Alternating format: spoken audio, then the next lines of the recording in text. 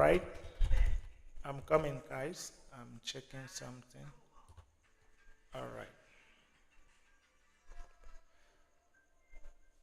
So I said a version control system is a tool that help developers to track changes in codes over time. It also helps developers to collaborate, right? To collaborate with other developers, right? Even though they are far, right? It also helps developers also to refact uh, to their early versions. Like, for example, the code you have been working on, every day you'll be making changes to the code. So it can help you to go back to the maybe the previous change you made to your code, right? That is exactly what is version control system, right? So it helps you to have a track record of all of the changes you have made in your code. Right from the very first day you push your code to Git. That is what we call version control system. Example of version control system is Git, Git. That is example of version control system. All right. Did you guys understand, right? You can just use the comment section and indicate that you get that right well. All right. So the key concept and what we'll be talking about in this version control system, we'll be focusing on Git and GitHub. That's just the version control system that we'll be using because they are one of the most popular version control system, right? That is basically what we'll be looking at now. So the key concept we'll be seeing in version control system and GitHub as well is a thing called repository. In short, you'll hear repo. You're going to hear about commit. You're going to hear about branch.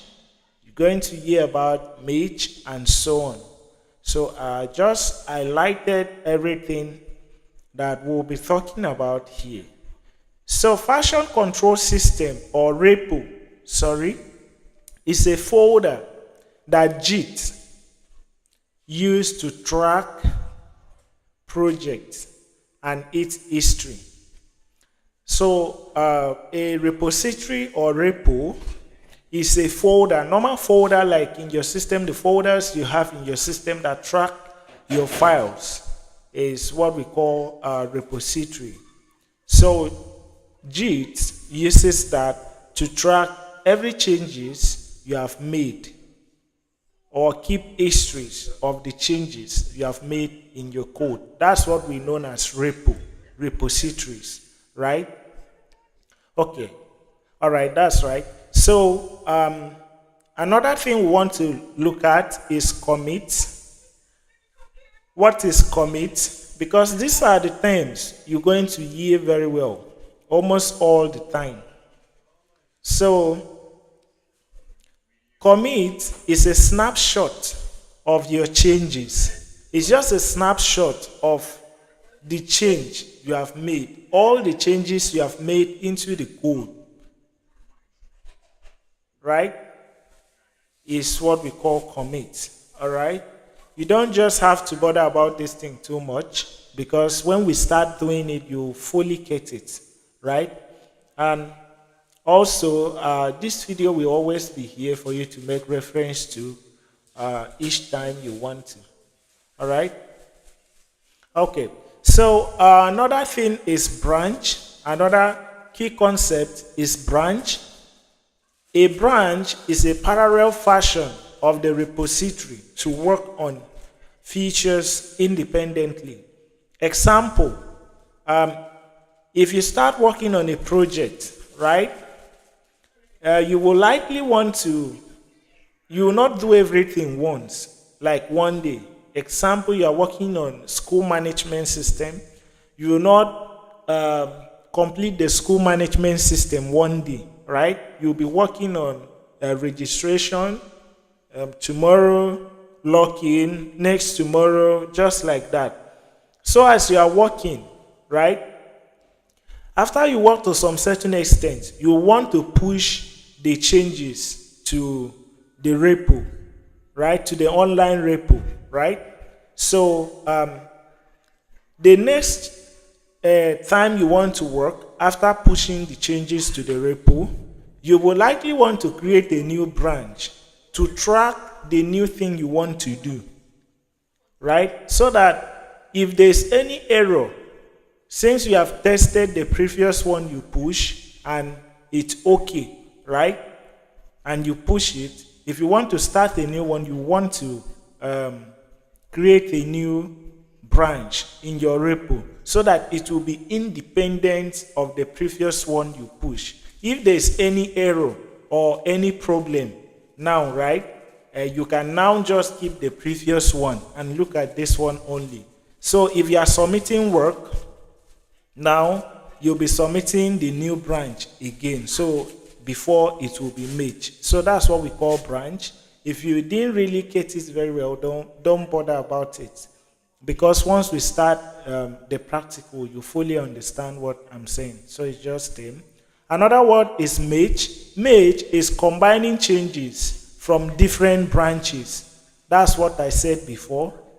You may create a branch that works on registration module. Then after you finish the registration module, inside that your repo, you want to create another branch that start tracking analytics, right? Okay. So at the end of the day, you push the branch for the authentication and registration to the online repo. Then once you are done with the analytics too, you push it. Then you now merge them together. They now become one full project.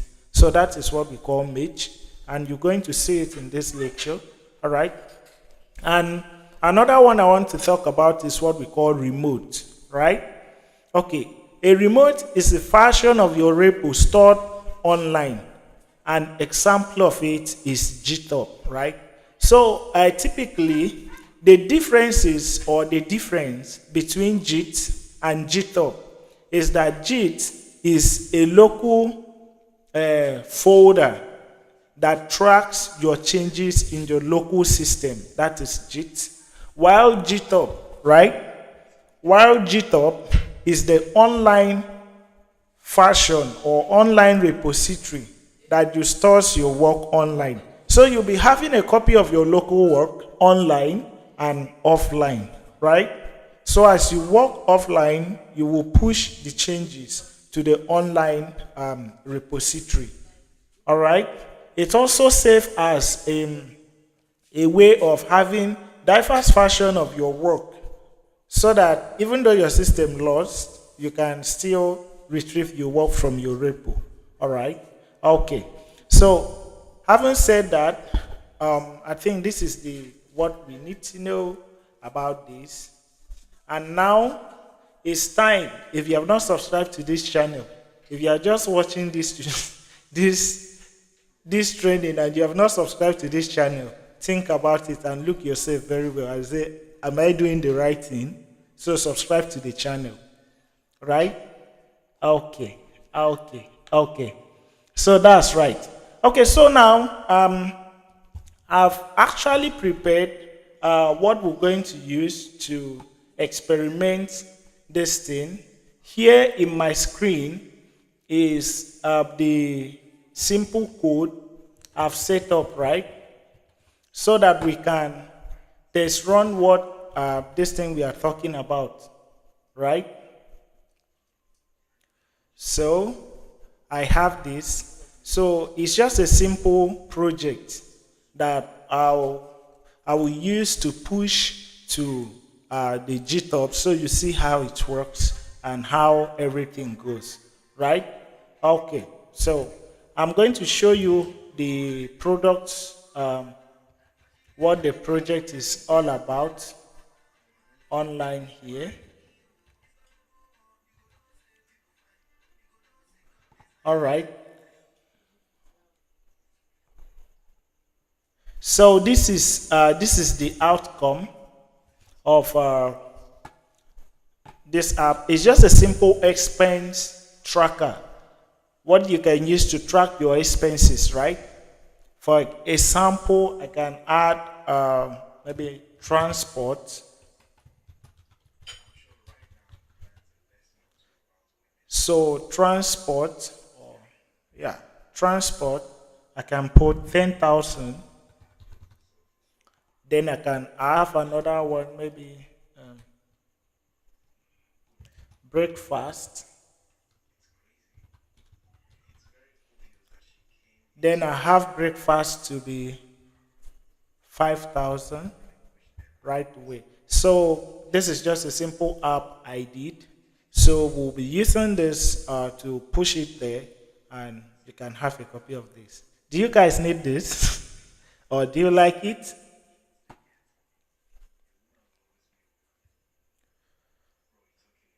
So we just need to get started. For us to get started, first of all, you need to create account, right? You need to first of all download Git into your system.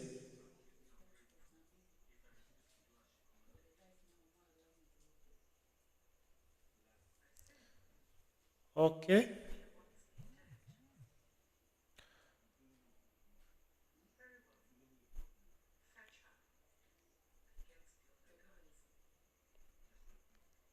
All right. All right. All right. All right. So as I said earlier, what you need in this video is an active email address, right? Okay. So for us to continue right away, first thing you need to download Git into your system. You need to install Git into your system. So you're going to navigate to your browser and you're going to search for Git like so, Git like so in the browser, and you can hit on enter.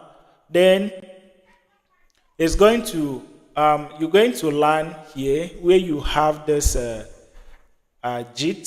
So the very first Git you're saying, right? You're going to click on it. As I said earlier, that you cannot work with GitHub without having Git installed on your system, your local system, right? So you're going to download Git. You're going to go to git.scm.com.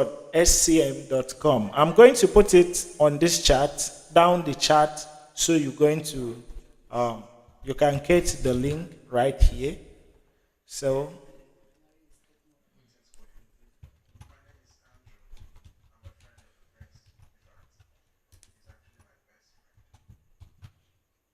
all right, so I've actually added the link to download Git on the chat down there right away. Okay, so if you want to download, you're going to get it down there. That is the link. So when you get here, you just going to look for download down here.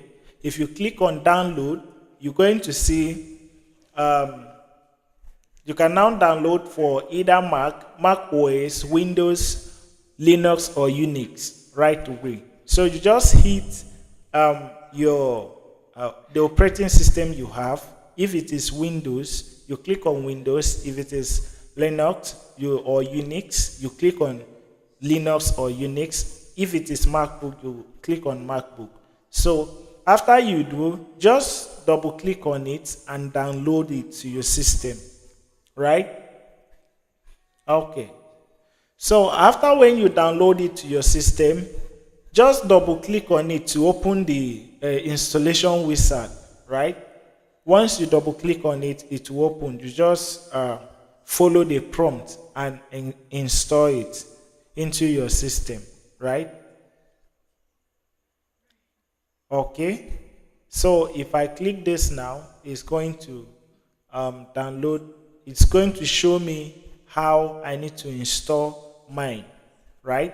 If you are using Linux. But if you are using Windows, it's going to show you the installation file. Then you have it downloaded into your system. All right, that's right. Okay, so once it's successfully downloaded, you can check if the Git is being installed successfully in your system, right? You can verify if it is being installed successfully in your system by typing the command git --fashion. I'm just going to bring out my terminal now, so you're going to see what I want to type now. So you can now type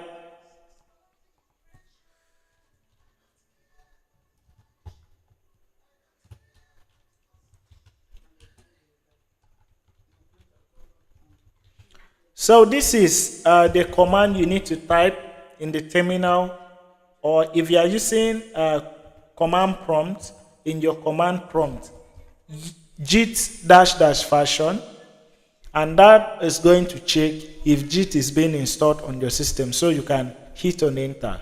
If you have Git installed in your local system, you're going to see the version of the Git installed on your system. In my own system, you can see that I have Git version 2.34.1, right? Okay, so that's how you're going to check if Git is being installed on your local system. All right, when you have successfully installed Git, you can now proceed with what I want to do now.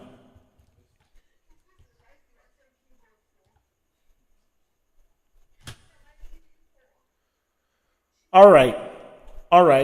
So now we're going to go back to the browser. After successful installation of Git, next thing you're going to do is to create your first account, your very first account with GitHub. This Git I just showed you is the local Git repo that have all the commands that you'll be working with in your local system. That is why you need to install the Git, right? Okay. Then GitHub is a cloud-based platform that is built on top of Git for hosting repositories and enabling collaborations. So Git is the local one. GitHub is the online cloud-based platform that is built on top of Git, right? So if you don't have Git installed on your local system, you may not be able to communicate from your local system to the GitHub, right? So that's why you need to install the Git. All right. After you have successfully installed Git, we're going to talk about some command, how to init Git repo. But before then, you need to create your first account on the Git platform. You're going to create your very first repo on the Git online platform. And that's what we're going to do right away. So on the browser, your browser down there, you're going to search for, all right, you're going to search for GitHub, like so. All right, so you're going to hit on enter. So the very first github.com you have seen, so you're going to click on it. All right, once you click on it, you just be here, and this is the official website, GitHub website, the remote GitHub that you'll be using, that you'll be pushing your work online. All right, okay, so this is it, the website. You can go through it and have a better understanding of what it's all about. All right, okay. So what you need to do here is to create your online account. I'm going to paste the GitHub link to down here if you need, so you can click on it and go as well.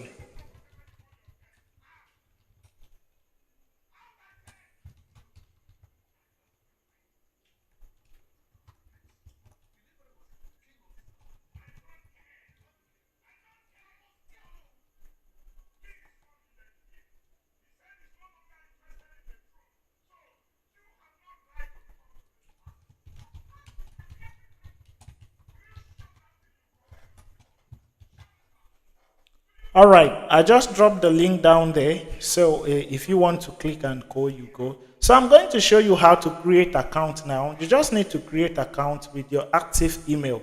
So to do that, you're just going to click on sign up right there. So you'll be asked to create new account, right? We are already have account. That is why you see that. All right. So you can either use your continue with your Google email right away, or you just manually type your email, right? Or you type your email right there. Okay. Okay. All right. So you're going to enter your email, the active email, the password, then you choose a username for yourself, right? Then your region as well down here. Then if you want to receive occasional product updates and announcement, you enable this, right? That is just basically what you're going to do. So I'm going to use one of my email right here to do that.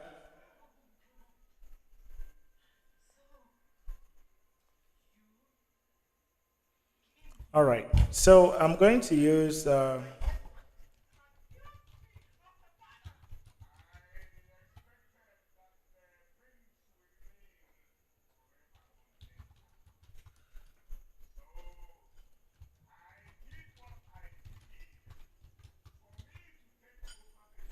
right, so I can enter my password.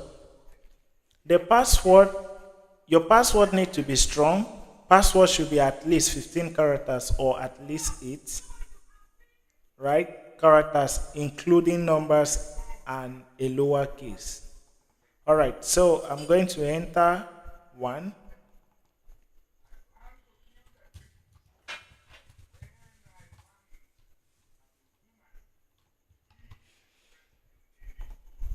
All right, so let me choose a new repo, username for my repo. So,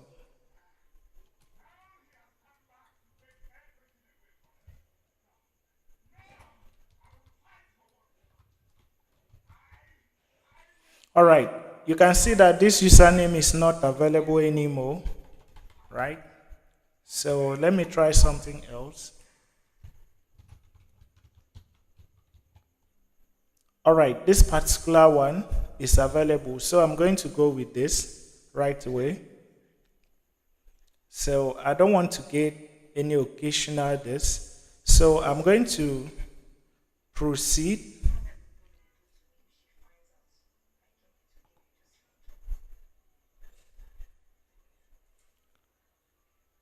All right. So by this time, a code should have been sent to your. Okay. You need a zoom in. All right. Okay. Okay. Okay. So let me have a zoom in small. All right. Somebody requested. All right. So you should receive a verification code from GitHub from that your email, so you can just enter the verification code right away to continue.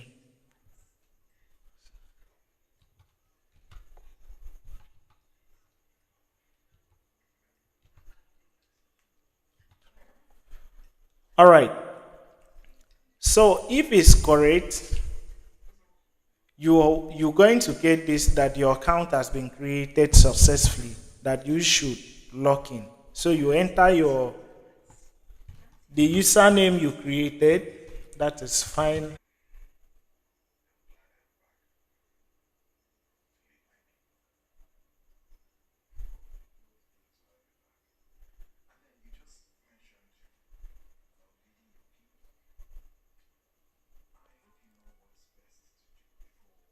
So I think I've successfully reset the password.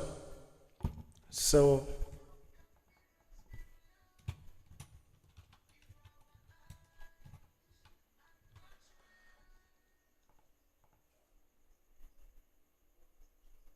All right. So I've successfully reset the password. So they have sent code to verify and log in now. So I'm going to check the code straight away. All right.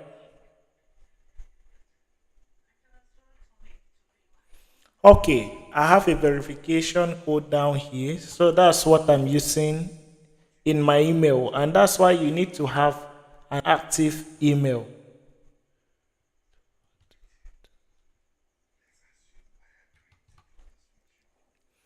All right. So once you get the code, you will now be able to um, log in if you enter the correct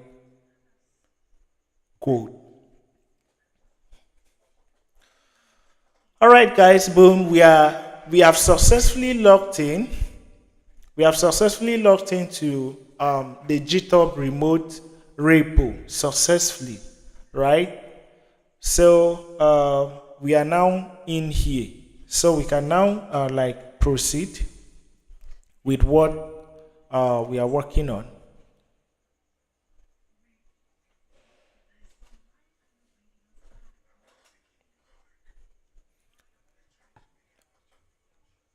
All right. Can you guys say it clearly?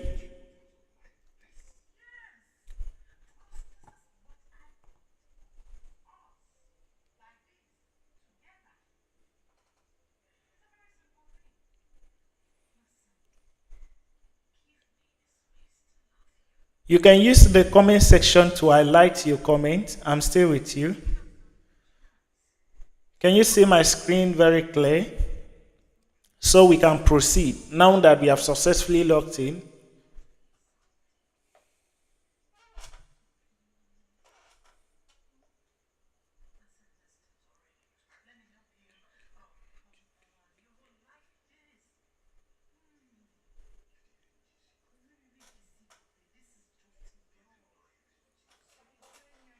Guys, can we proceed? All right, we can proceed. Can we proceed? If you guys are still with me, please indicate using the comment section so we can proceed now that we have successfully logged in. Okay, Kelvin. Okay, that's you. Okay. Then Emirate, I got you. Then CS material. Okay, that's right. That's right. Okay. So at this juncture, it therefore means that we are in the same space. So we are about to do a couple of things. I've already showed you the project that we're going to push down there. So this is what we're going to do right away. We're just going to init the local repo right away. Then we're going to connect it to the online repo. Then we'll continue. All right. So I'm going back to, we are now going back to our code, right? As I said, this is the code we'll be working on. This is the code I've worked on already. Just a very simple code with one HTML, JavaScript, dynamic JavaScript, and a CSS file, right? The way that I want to push this to remote repo. But before you can push, first thing first you're going to do, you need to init the repo in your local system, right? You can just open your terminal right here, right away here. Okay. If you can see my screen or you need me to zoom my screen, you just indicate so that I'll just know what to do. I'm looking at the comments. All right. If you can see my screen, that's fine. If you need me to indicate, that's fine. Also, remember to share the lectures and also remind other people in the community to join that the lectures is still on. All right. So now to start working, In your terminal that you just open in your Visual Studio Code right away, right? Let me zoom this small. All right. All right. So this is what we have. This is the terminal that we have. I believe you can see it right away. So to init the Git, right? Remember, you're going to check Git dash version like so to ensure that you have this, right? That Git is installed in your. Okay, as you zoom in, that's right.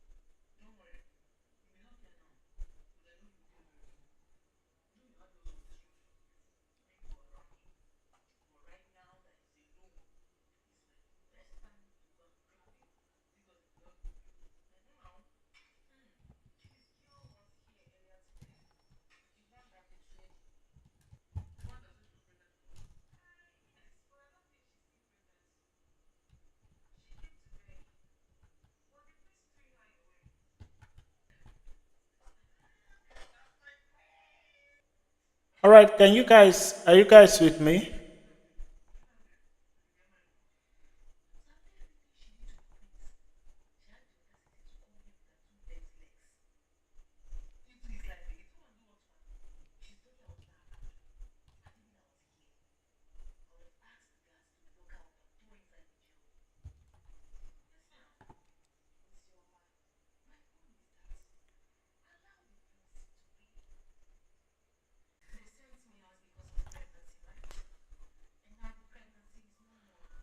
Can you guys hear me? Can you guys hear me? If you can still see my if you can still see my screen, please, so we can continue.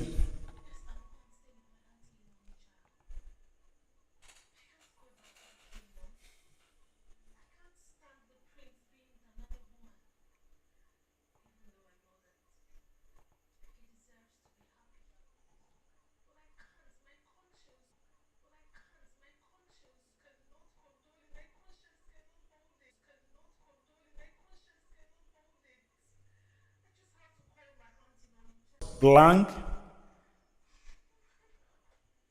Okay, my voice is cracking. Oh, really? Can you hear me well now? Can you hear me?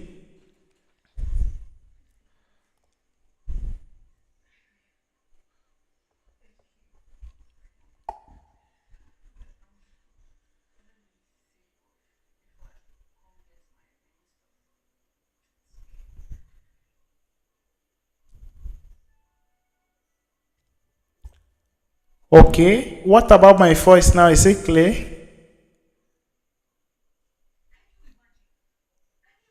All right. So we are all good. All right. All right. So let's proceed. Let's proceed.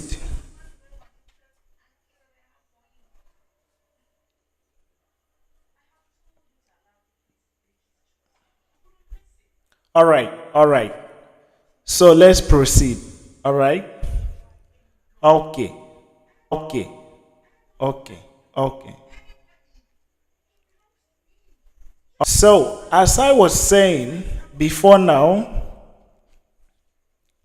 I said before we will be able to push our code to this online repo that we are seeing here, we need to connect our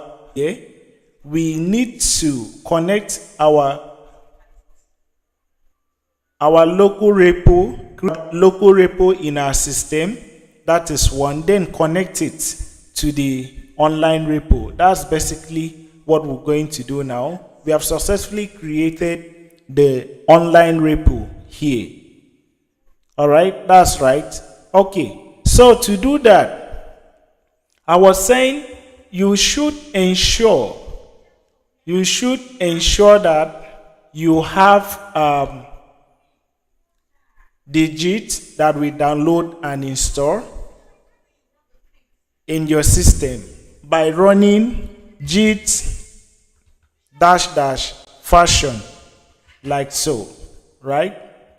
So once you run this command, you're going to see this, the version of the Git that you have installed on your system right here. Okay, so that was where we stopped. And I told you that I've made a small project, expense tracker, which is this I just showed you. That is what the code is doing, where you can add expenses. You get right? Maybe a time, like so. All right, 500. Okay, so it's just a simple app so that I can push this to the remote repo and share the repo link with you. So that is what I just created. And that is what the code is all about. This is it, right? Okay, you can just add anything you want to add here and the amount you add, then it's going to track the total for you. All right, so we're going to push this code right here to the remote repo. So for us to push right away, the first thing we need to do is to init the local repo with Git. So we're going to type the command down. I want to clear my screen, my terminal. You're going to type git init. This is the command, git init, like so.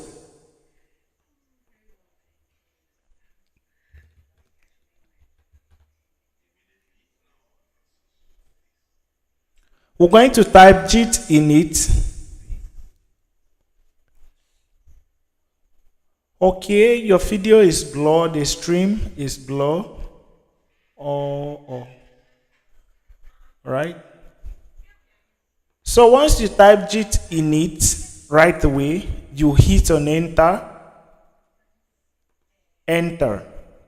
So once you hit on enter,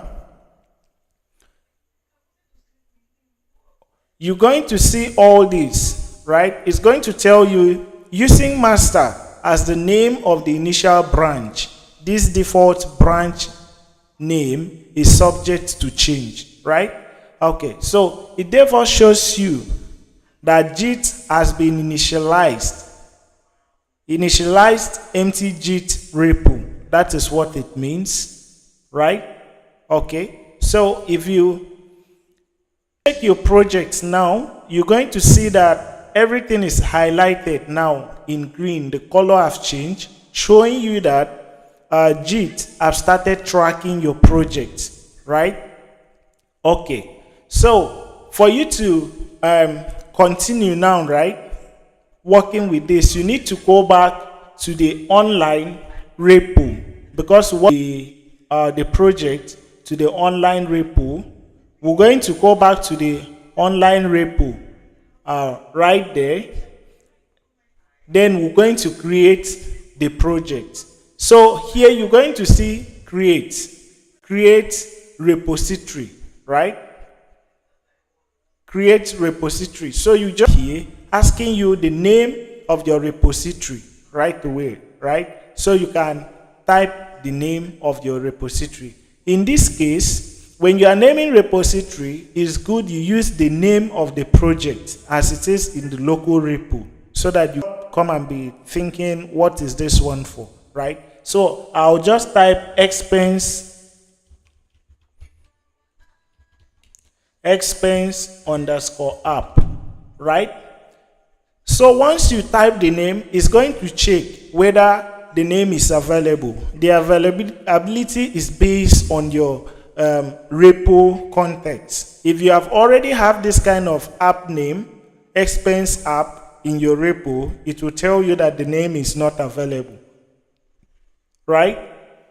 Okay. So now that we are here, right? The next thing we're going to do is, if you want, you can type the description of what this your app does, right? You can just type it, track expenses.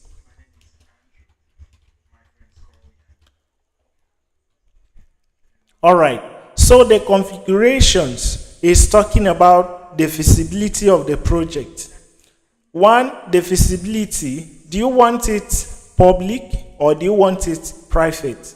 Any project that is made public, it will be seen when anybody visits your repo, right? When they visit your repo link, they're going to see it. But anyone you make private, it will only be seen by you.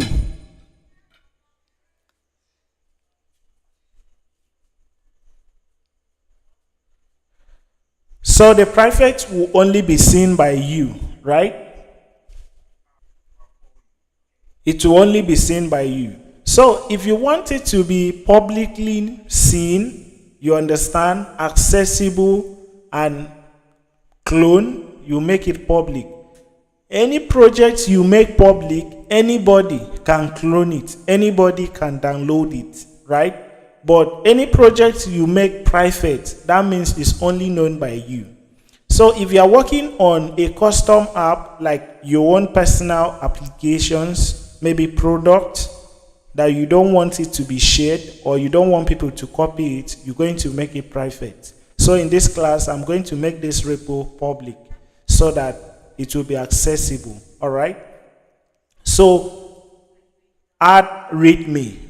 If you want to add README, you add. README is just a description, guideline of how your project works in terms of the documentations of your project. That's what it's simply talking about. Like the description, how to run the project and all that. Add it here, you can add it in your code and it will write, it will be here. It will be here, right? Okay. So if you want to add it, you just enable it, right? It will add README for you, right? All right. So I'll just leave this. So add Git ignore. Normally, I normally leave all this because I'm going to add it from the code level before I will push it, right? If you have license, you can add any license that you have down here. But if you don't have, you leave it like that, right? Okay. So once you hit on create repo, so the repo will be created for you. So it therefore means that you have one repository called expense app. Look at it here, and the visibility is public, right?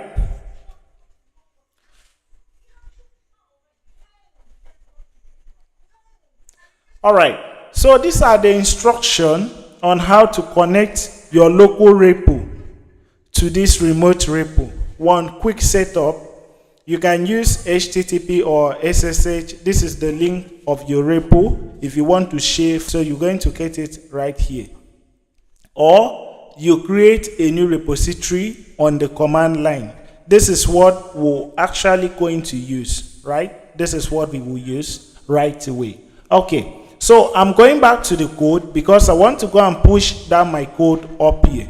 So you can see that the first step is to init the local repo, which we have done that. We just init the local repo. The second step is to include README. If you want, you add the README. If you don't want, then you commit. All those commands I was talking about is actually what we have here, right? So I'm just going to go back to my code so we can push the work out there. Okay, so we have init the repo with git init, which is this right away. So the first thing I'm going to do is to push this work. But remember, if you're having like an env file, or where you having secret keys of your application, like example.env, .env is actually where you have your secret maybe API keys, your app URL and all that. So example, let me say paystack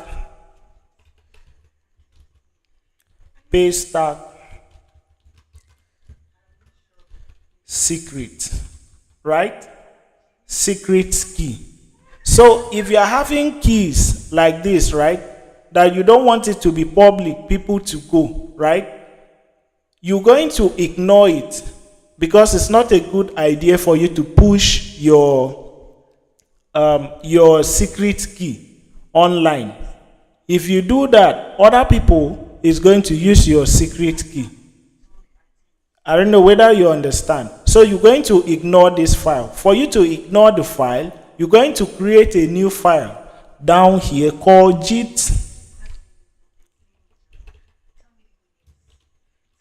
Git ignore. All right, .git ignore. So you're going to create .git ignore like this. What does this file do? You can exclude anything you don't want to push online, right? Like your secret key, your cloud storage key, and your email server keys and password. You will likely want to ignore them. So to ignore it, you're just going to state the file you want to ignore. For this one, I'm going to do .env. All right. Then if you are having node modules, right, you're also going to add it here. Any file that you have node modules, all these will ignore everything like node modules. So if you even check now that I've added .env, you will just see that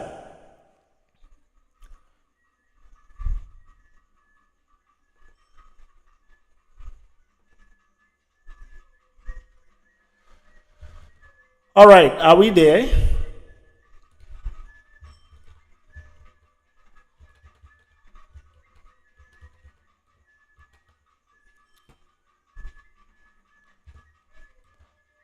All right. So I've created files, right? Okay. So I just hide the .env files down there. So what I'm explaining, if you have .env file down here and you have you're going to add .git ignore right away here, .git ignore, so that it's going to ignore the file. In this .git ignore file, what you basically add is going to be the name of the file you want to ignore. If it is a folder, you're just going to enter the folder name, then it will ignore it. Once it is ignored, you're going to see the color will not be like the one that is being tracked. All right. I believe we are in the same line. All right, right. Yeah, I made the screen blank because I didn't want you to see the file I'm adding to the .env, right? As in the paystack key, right? So you're just going to paste that, right? Okay, so that is basically what you're going to add up. Once you add this thing, the next thing to do is to connect this local repo to the remote repository. And how do you do that? You're going to add the files you want to push to the remote repo. So I'm going to clear this my terminal right away. So for you to add the files, you're going to write this command. You're going to write git add. So git add, you can now specify the file you want to add. When you type git add, if you want to add .html, index.html, you type it. If you want to add styles.css, you type it. But if you want to add everything in this folder, right, you're going to do git add space dot like that, right? So if you do git add space dot like so, it's going to add everything. It will add everything in this your folder except what you have ignored. Okay, so after adding that, you can check the status using git status to see what that is added. Git status like so, right? You hit on enter.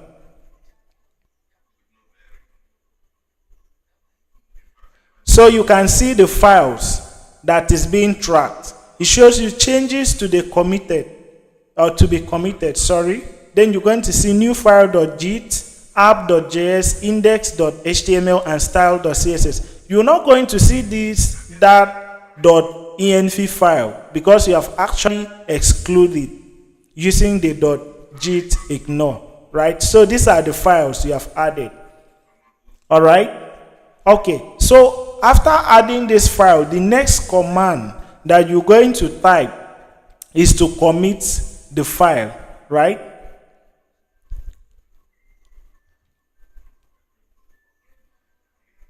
Can you guys see my screen? All right. Someone said nothing is showing.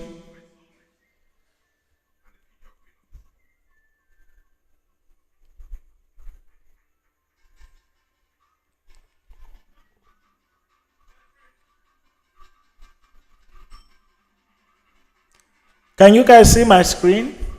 Can you see this my screen? Please use the comment section so I'll know if you can see my screen.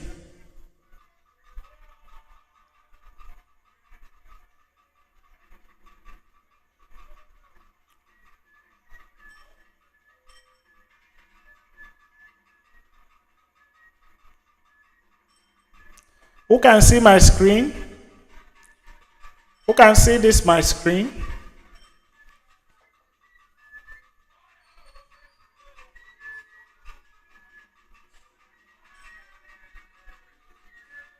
Okay. I'm sure now we are seeing the screen. Okay, so you can see the files that are added right here. So the files that are tracked, right? So for you to add the file, you're going to type git commit. All right. That is, you're going to type this command, this particular command out here. All right. This command, git commit, right away. Okay, this is the command. So what does git commit does? Git commit basically commits all the track files, and you're going to write the message, clear message of what changes you have made to the file. So if you do git commit -m, then you open parenthesis quotes rather and close it. Then inside the quote, you're going to describe what have changed in the code, as in what you want to push to the online repo, what you have committed, right?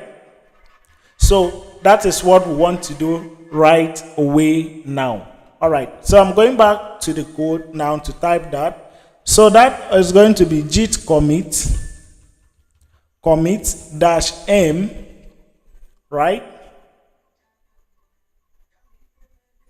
Git commit -m, then you open parentheses. So I'll say, since this is a new app, I'll say initial release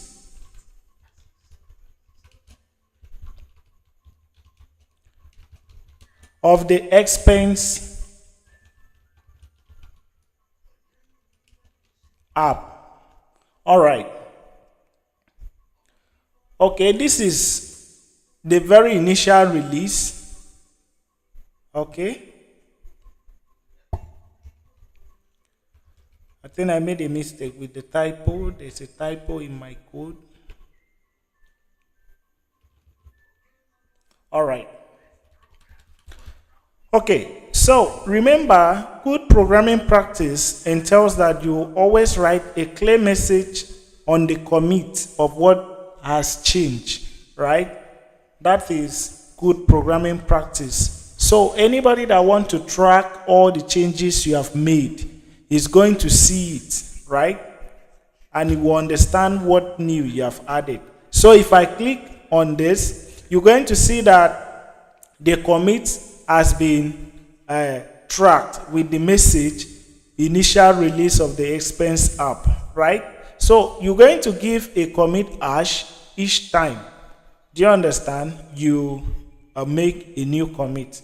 All right. So once this is committed, the next thing you need to do, if you still even go back to the site, you're going to see the next command of what you need to do. That you need to link up the remote repository. So I'm going to ignore this because I don't want to create a new branch, right? If you want to create a new branch, I'm going to talk about that later. Let's just link up the remote repo first. So to link the remote repo, you're going to use the command git remote add origin. Then the URL, the link to your repo. This is the link to your repo. You can also see it up here, right? So if you go and type git remote add origin, the link of your app. So I'm going to copy this link. This is where you always see the link. I'm going to copy it right away. Then I'm going back to my code straight away to go and type the command.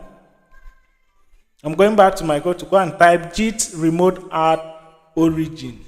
Git remote add origin. So I will just clear this my terminal right here first, so I can type again git remote add origin. All right. Then I'm going to paste that my remote repo link like so. Okay. So once you type this, you're going to hit on enter, right? You're going to hit on enter. It has been added.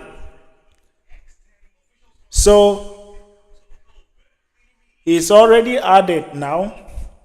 I think to check it, if you do git remote list like so, it's going to give you, okay, I did not actually get that remote list. Okay. I wanted to check this thing added. Okay, we're going to do that later. I'm going to get the command so you check that it has added. But after adding, if you want to add again, it's going to tell you that remote origin already existed, right? Showing that the remote origin has already been linked to this your local repo. And if you even check this your files now, after you have committed, it has shown that the changes has been committed. All right, so we can now proceed. The next thing to do is to push this your local repo, the work in this your repository, to the online repo. But before you do that, there are a couple of stuff you need to set up, right? The first thing you need to set up is you need to go and create a token, right? How to create a token that you use to push. Because when you want to push, you'll be asked to enter your username and your password. So to do that, I'm going back to the repo. Like so, I'm going back to the repo. So we're going to go and create we're going to go and create the key that we're going to use and push. Every time you want to push or pull from this repo, you'll be asked to enter your repo username and your repo password, which will be this key that we want to create now. So to create the key for this repository or this account, you're going to come down here. I want to be sure that you are seeing what I'm doing. All right. You need to come down here, right, to where you have this your icon, right? So once you come down here, you will scroll down, okay. you scroll down to where we have settings, right? Settings. Down in these settings, you scroll down to the last section that say developer settings, right? This place we have developer settings. Click on the developer settings right away. So once you click on the developer settings, you're going to have these options, auth apps, and where to have to create personal access token. Is this access token that will help you to push your code from your local remote repo to your online remote repo. All right. So one is called fine grains token, and the other one is tokens classic, right? I think fine grains token is only applicable to a particular repo, is tied to a particular repo, but this one is generic. You can use it for any other repo you will create in future, then it's going to work. All right, so I'm going to click on token classic, then you're going to see generate new token, right?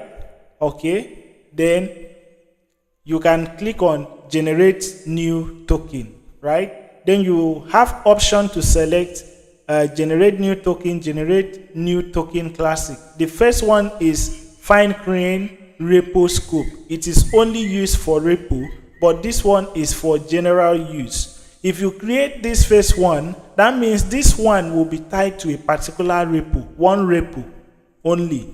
But if you create this one, even though you later create many other repos in future, you can still use this one. So I'm just going to create this particular one, this particular token, right?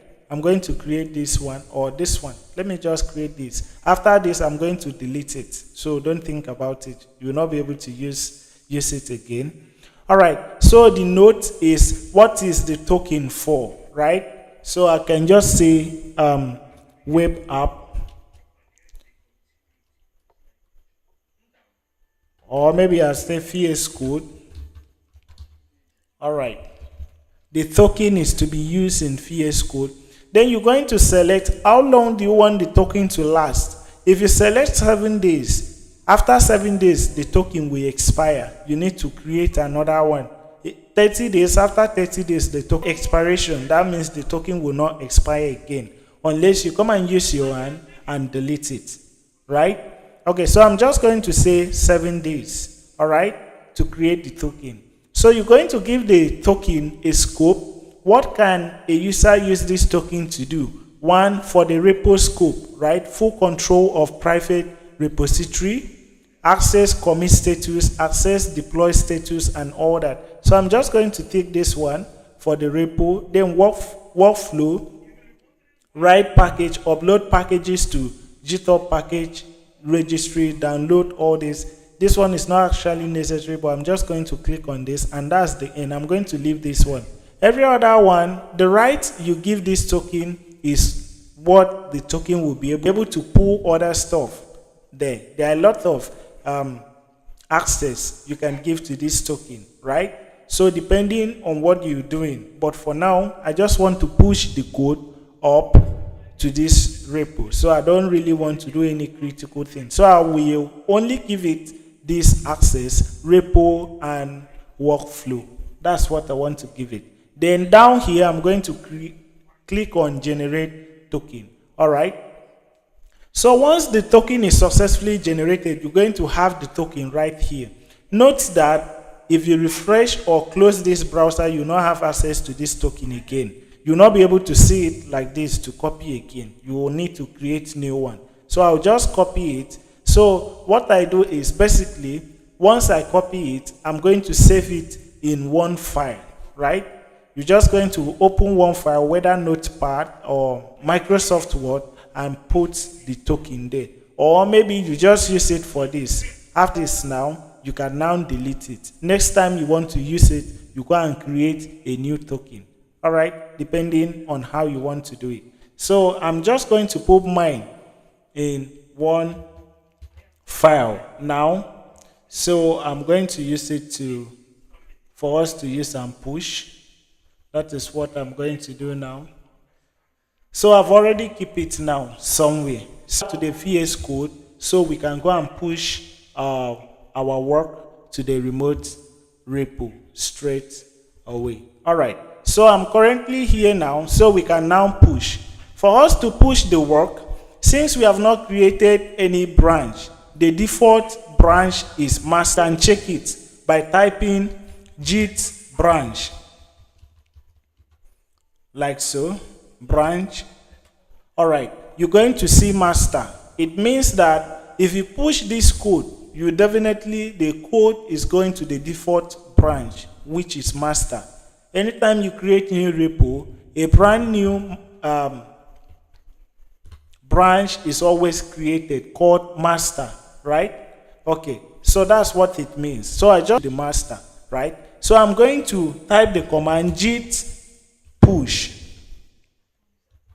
then origin. This origin is the name that we gave to our remote URL when we were adding. You can see it here. When we were doing git remote add origin, so the name for this link now is called origin. So we'll be calling the name instead of typing this long URL. All right. Okay. So we are typing git push origin master.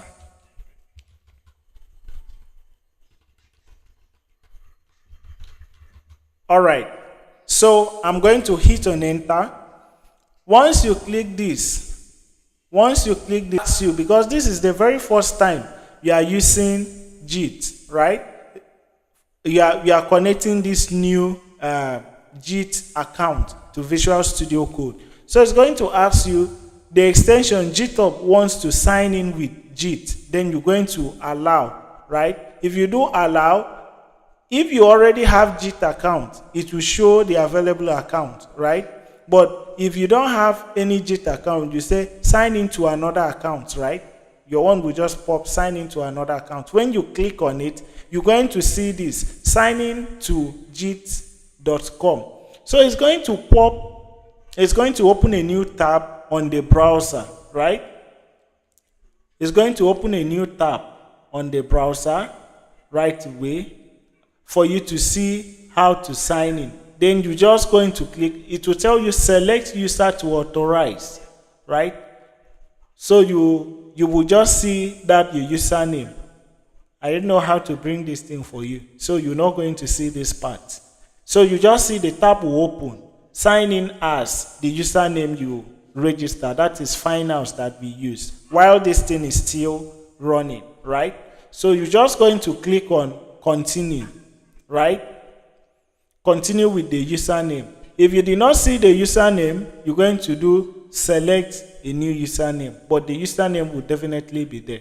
Then you're going to see the authorization scope that the repo that you selected when you were creating the repo. So you're just going to say authorize, right? Successfully is going to launch Visual Studio Code, and this thing now it will redirect you back to Visual Studio Code, right? And you're going to see this. Okay, you can now see that your code has been pushed. Oh wow, this is wonderful. This one did not ask you for your username and password again. Basically, sometimes it's like that. Sometimes it will ask you for your username and password. But if he locked you in, or if he pushed for you automatically, that means you don't need to have the username and password, right? But if it's not, you're going to see. So once you see this, it therefore means that your code has been pushed. This push command has been executed successfully. That is what it means, right? Okay, so we can now go back to that GitHub repo and go and refresh. All right, let's have a look at it.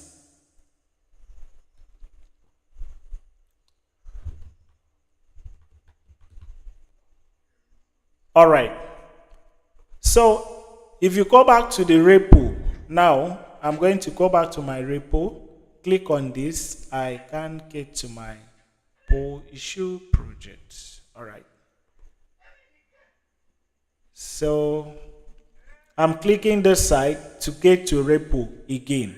So I'll click on repo.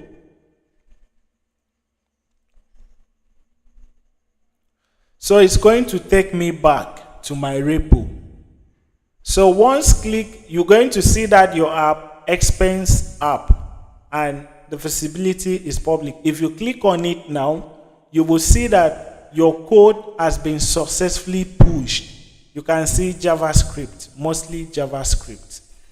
You can see all those your code in your local system being pushed to your work, except the .env file. So we have the .git ignore, app.js, index.html, and the CSS file. So if you open it, it's not different from what you have in your local system. It's just a copy of the same thing that you have in your local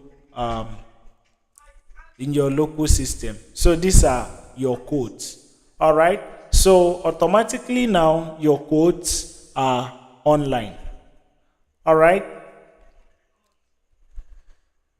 Are you guys with me? If you are with me, just indicate. If you are with me, indicate. Right? So what we just did means that the token, the access token we created, since we are logged in to that GitHub repo account, it therefore means that Visual Studio have tracked it, that we are still logged in. Then it's not asking you to enter username and password. In some cases that you are not logged in, you may be asked to enter your GitHub username and password. When asked of the password, you're going to paste the token you created. All right?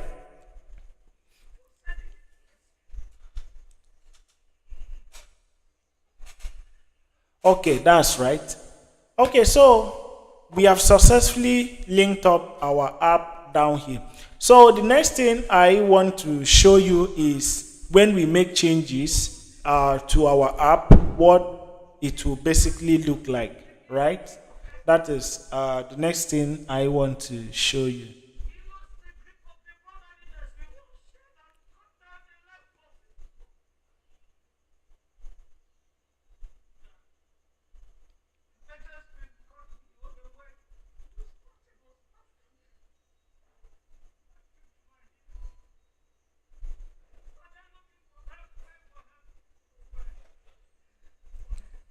All right, guys. So let's proceed and get to where we are going.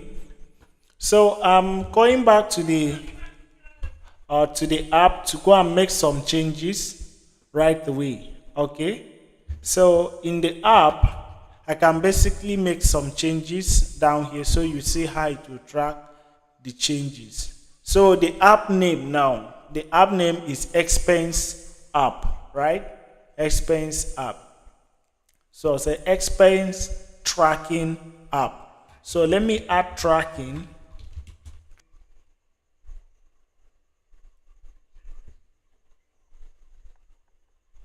Okay, expense name. So where am I making the change? Okay. Expense tracker. So I'm going to add the ultimate to it. The ultimate. All right.